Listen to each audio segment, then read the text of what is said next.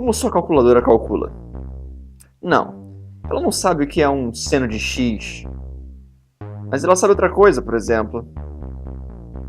Ela sabe que a exponencial de x é um somatório de n de 0 até infinito com x elevado a n sobre n fatorial. O que é isso? É a sua expansão em série de Taylor. Por que isso é prático e necessário? Seno de 5 é igual a menos 0,95. Eu joguei esse valor no Google e ele me respondeu. O computador pode fazer geometricamente pela definição do seno e cosseno, ou pode fazer seno de x é igual a um outro somatório, envolvendo outros termos, que essa é a expansão em série do seno. Usando então esse resultado para o nosso seno de 5, fazendo simplesmente porque eu quis, indo até n igual a 8, nós teremos que o seno de 5, calculado pela série do seno, é aproximadamente menos 0,95, ou seja, o mesmo valor.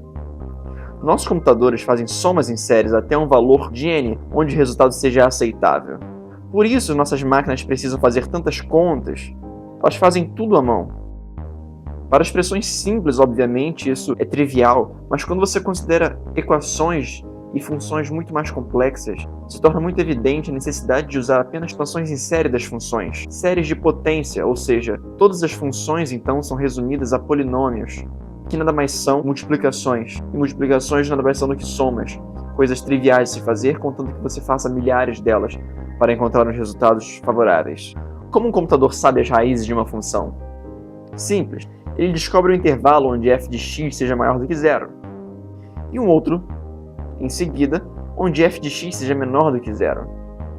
Aí a programação dele diz, opa, entre esses dois x há uma raiz, e vai fazendo contas diminuindo cada vez mais esses resultados, de acordo com algumas condições lógicas pré-definidas pela programação. Mas há um nível mais difícil de equações para se resolver. As equações diferenciais. Olha só isso. Elas envolvem derivadas e aí tudo fica de outro nível. Ninguém até hoje resolveu essa equação. Por isso usamos métodos de cálculo numérico para achar valores aproximados. Se soubéssemos como resolver essa equação diferencial, a previsão do tempo acertaria provavelmente 100%. É Navier-Stokes, a equação geral de fluidos. Ou seja, a equação que usamos para descrever desde correntes marítimas até correntes de ar e como a atmosfera se comporta. Um dos meios de resolver numericamente por eternos cálculos é o método de Euler. Por acaso, muito bem demonstrado no filme Estrelas Além do Tempo, ou no título original Hidden Figures, para a NASA e a União Soviética lançar um homem em órbita do planeta Terra.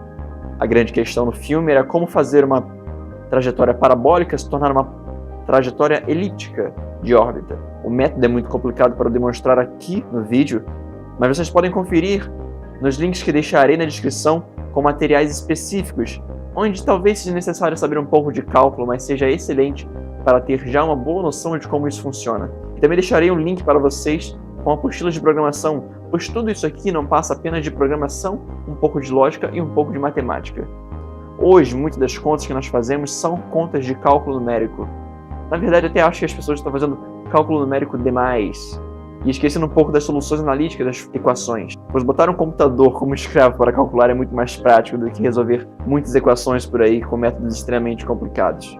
Mas não se pode negar a utilidade de, por exemplo, usarmos o computador para calcular a previsão do tempo de todo dia, extremamente importante desde para nosso dia a dia, como para voos comerciais com milhares de passageiros dependendo da necessidade da previsão do tempo.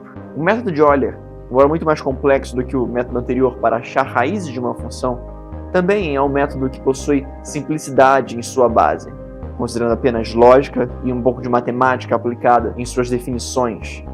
Agora você já sabe mais ou menos como a sua calculadora faz para calcular todas as contas complicadas que ela faz, e dessa forma você entende por que existe um certo número limite de casas decimais. Pois é um número limite considerado razoável para a convergência da série num valor de n que não seja tão grande e tão absurdo a ponto de o próprio computador também colapsar e não conseguir realizar os cálculos fervendo na sua memória e processador. Outros métodos de cálculo numérico são utilizados, como o uso de quaternions, em vez de usar os métodos normais que utilizamos à mão no nosso dia da matemática, pois para o computador esse tipo de matemática é muito mais interessante para ele resolver, considerando a forma como ele resolve seus problemas.